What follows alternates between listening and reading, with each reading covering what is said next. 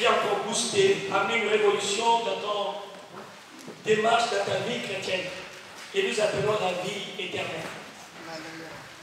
Aujourd'hui, j'aimerais encore, où je vais aborder le deuxième aspect de ce pouvoir qui nous permet à naturaliser, à normaliser la vie surnaturelle.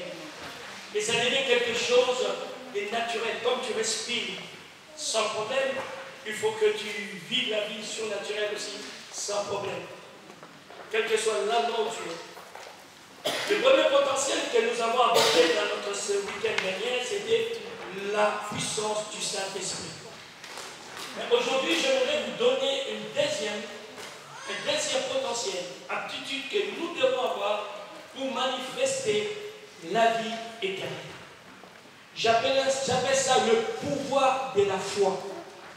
Pas la foi, mais le pouvoir de la foi, l'attitude de la foi, la puissance qui est cachée dans ta foi. L'efficacité qui est cachée simplement dans ta foi. Pour cela, bien aimé, je vais d'abord te conditionner, te mettre venir dans ta propre vie, dans ta propre situation. Parce que tu fréquentes l'église, tu fréquentes Dieu, tu pries Dieu, mais tu es en train de subir la vie. Tu es en train de mener une vie qui est en désaccord avec Dieu a prévu ou a déclaré pour toi. Tu ne sais même pas entrer en possession de ton héritage que vous avez en Jésus-Christ. Qu'est-ce qui conditionne cette situation? Qu'est-ce qui conditionne cette réalité? Qui t'empêche, bien-aimé, d'entrer dans cette vie que Dieu a prévue. J'ai partagé à mon bien-aimé de la Guadeloupe une vérité que l'Église a du mal à comprendre.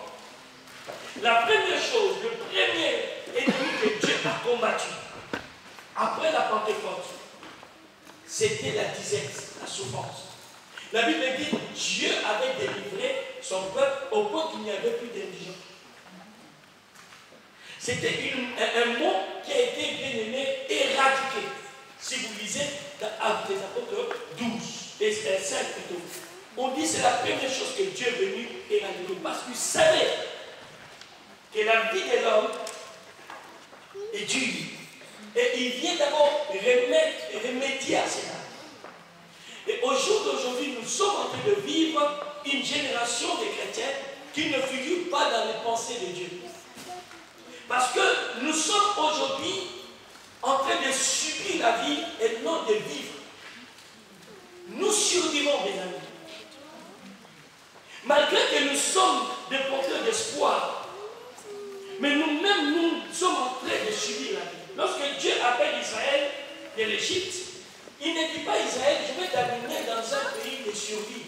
Il dit, je vais t'amener dans un pays d'abondance, dans un pays où le lait et le miel.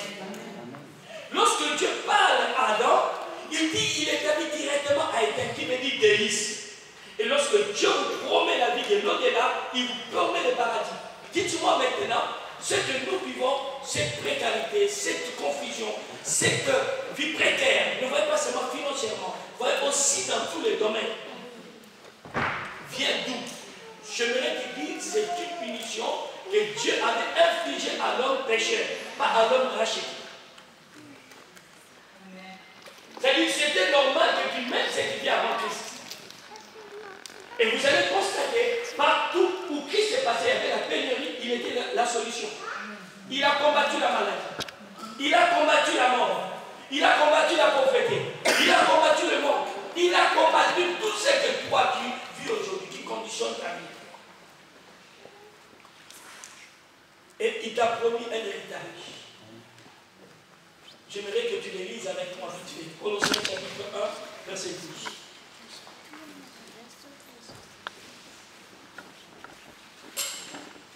Colossiens 1, 12. Rendez grâce au Père qui vous a rendu capable d'avoir part à l'héritage des saints dans la lumière. Nous rendons grâce à Dieu qui nous a rendu d'abord aptes. Rendons grâce au Père qui nous a rendu aptes d'avoir part, de participer à l'héritage des saints dans la lumière. Donc il y a un héritage.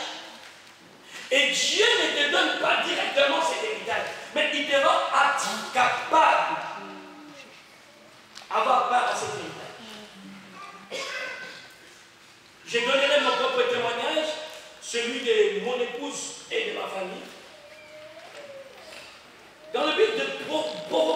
chose en toi.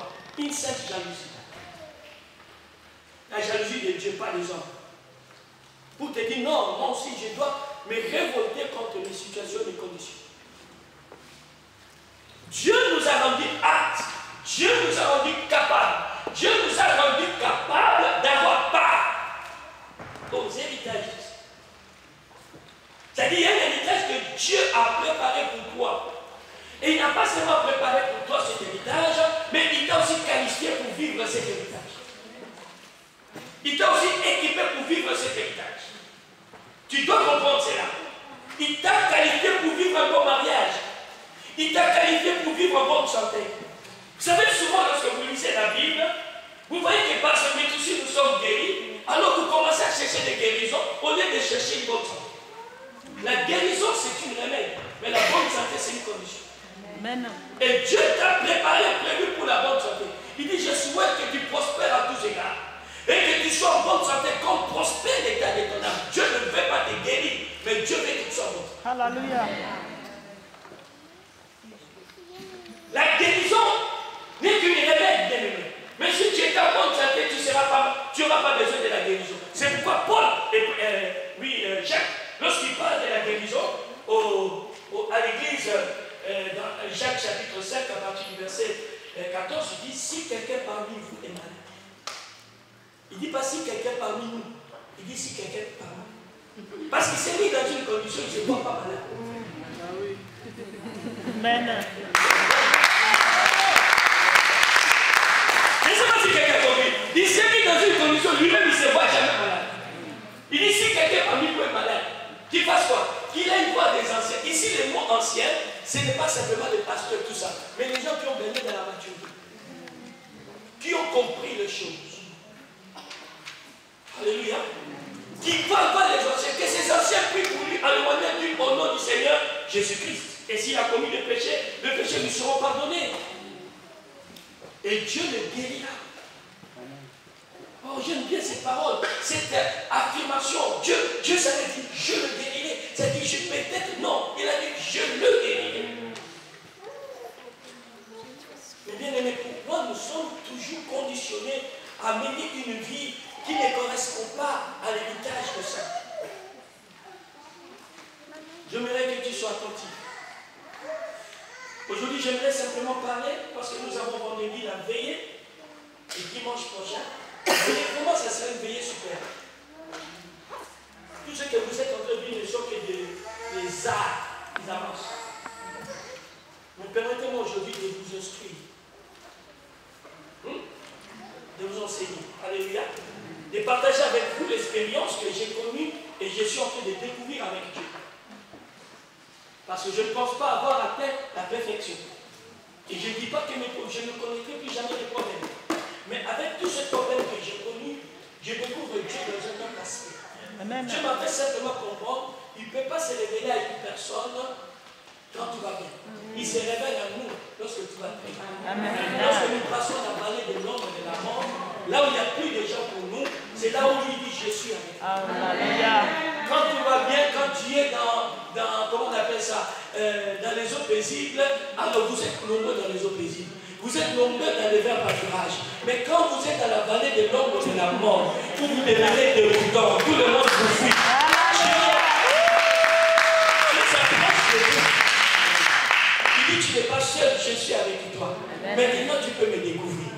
Bien-aimé, n'aie pas peur des épreuves que tu passes, parce que chaque épreuve t'approche de Dieu. Amen. Chaque épreuve te montre notre façade de Dieu. C'est pourquoi Jacques a dit, nous devons nous réjouir de nos différentes épreuves que nous pouvons rencontrer. Car l'épreuve, bien-aimé, amène à la persévérance. La persévérance amène à quoi? À quoi? À obtenir la chose. Écoutez-moi, bien-aimé en Christ. Pourquoi nous sommes conditionnés à mener une vie qui n'est pas dans la volonté de Dieu? Parce que nous ne sommes pas appelés à survivre, nous sommes appelés à vivre. Et je sais que la vie de l'homme ne dépend pas de ce bien. Parce que quand je dis vivre, tu vois déjà des voitures. Non, il y a des gens qui ont tout ça, mais qui survivent. Ils deviennent même des pédophiles. Ils sont accros à l'alcool. Ils sont trop bien aimé à la drogue.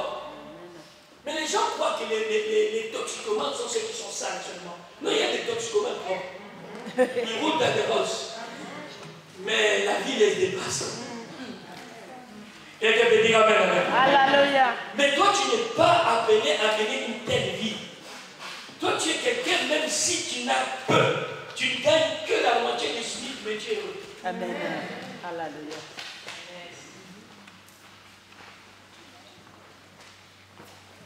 Vous savez, avant de trouver des solutions pour les autres, commence à trouver des solutions avec tes propres mains. Amen. Amen. Qu'est-ce qui se passe? Je vais vous faire comprendre simplement. Dieu n'a plus rien à prouver, ni à faire pour toi. Maintenant, la place à devient toi. Il a déjà fait ce qu'il fallait pour que tu entres en possession de l'héritage. Vous savez, un héritier ne peut posséder que quelque chose qui est à la mort du testateur. C'est ça. Tant que le testateur est vivant, il ne peut pas entrer en possession. Alléluia. Mais nous sommes des héritiers particuliers. Dites-moi, homme de Dieu prêche. Écoutez, le testateur est mort. Il nous a donné l'héritage, n'est-ce pas? Mais il est ressuscité pour veiller que personne ne vole cet héritage. Je ne sais pas si quelqu'un comprend. Tous les testateurs, quand ils meurent, ils laissent leur héritage, conflit familial, conflit dans la société. Vous êtes d'accord avec moi? Mais les nôtres, il est mort, il est ressuscité vite. Il est assis sur le trône et il veille que personne ne dévoile.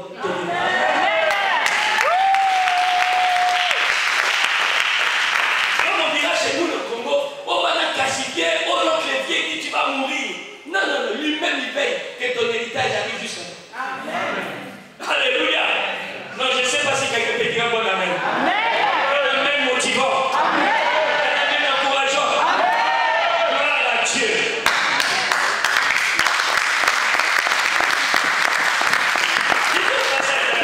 Une personne comme toi et moi, qui connaissait Dieu, qui est héritier, mais qui cependant commençait à mener une vie de précarité, une vie misérable.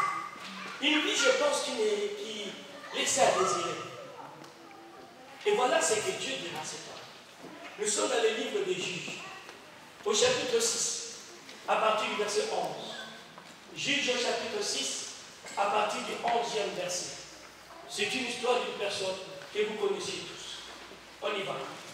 Puis l'ange de l'Éternel, puis vint l'ange de l'Éternel, et il s'assit sous le térabin d'Ophra, qui appartenait à Joas de la famille d'Abiézer. Gédéon, son fils, battait du froment au pressoir pour le mettre à l'abri de Madian. Gédéon, le fils de qui?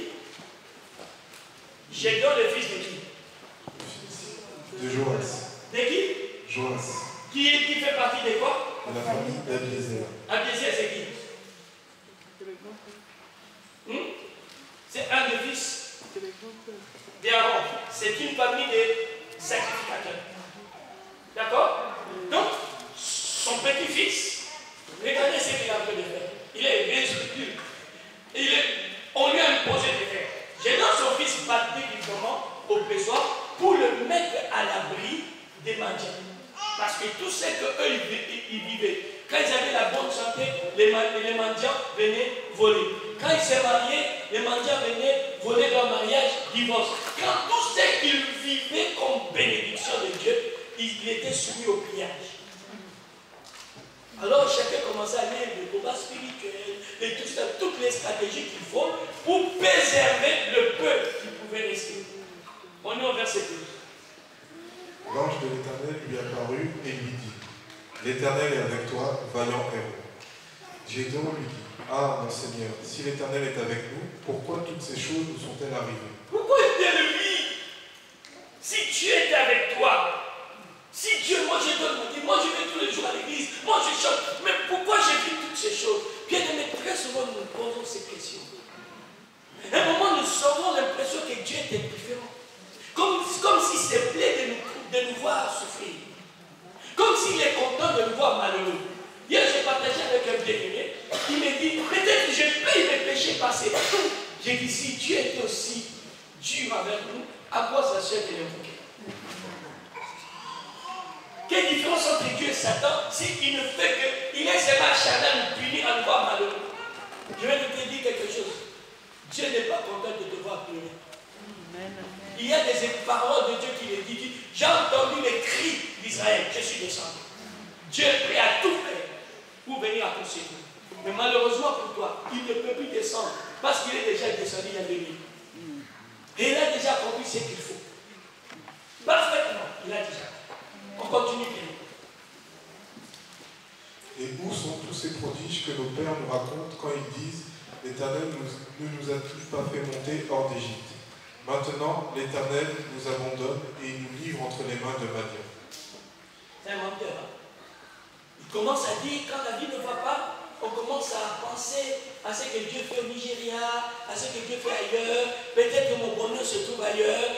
Alors il commence à dire, mais où sont toutes ces choses que nos parents, nos pères, il a fait telle chose. Quand vous lisez la Bible, la Bible vous relève tellement de choses que tu aimerais bien le vivre. Hein? Vous êtes pas d'accord avec moi? Hein? Que quand tu n'as rien, que tu sois transformé à la bête de Sarita. Ou Élie vient vers toi apporter une solution. Alléluia. Quand tu n'as rien pour faire ton mariage, tu sois transformé bien aimé comme les noces de Cana. Où Jésus vient apporter les pains et à manger. N'est-ce pas? Des fois quand tu lis la Bible te montre des choses qui te disent, oh Seigneur, j'aimerais bien vivre ça. Vous êtes d'accord avec moi? Même moi-même, ça arrive quand tu lis la Bible du Seigneur. J'aimerais que mon ministère soit comme ça. Pourquoi pas? J'aimerais que ça soit comme ça.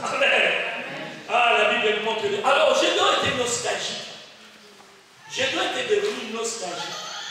Comme beaucoup parmi nous, on n'est que des chrétiens nostalgiques. Où sont ces choses?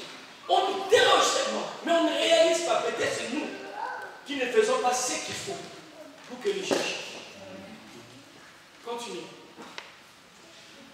L'Éternel se tourna vers lui et dit, « Va avec cette force que tu as et délivre Israël de la main de Madian. » Excusez-moi, le dernier verset, le dernier passage que tu as dit, c'est quoi? Revenons au verset 13. Où on dit, Vaillant et Rousseau. C'est 12. Oui. Très bien. Voilà. Ici, l'Éternel est avec toi, Vaillant qui? Héros. Maintenant, allons au verset 14. Là où nous étions. L'Éternel se tourna vers lui et dit, « Va avec cette force que tu as et délivre Israël de la main de Madian. N'est-ce pas moi qui t'envoie? » D'accord, continue. Gédéon lui dit, « Ah, mon Seigneur, avec quoi délivrerai-je Israël? Voici. » Il y a une force que Dieu a dit qui va avec la force que Dieu a, n'est-ce pas? Maintenant, il dit à Dieu, mais avec quoi?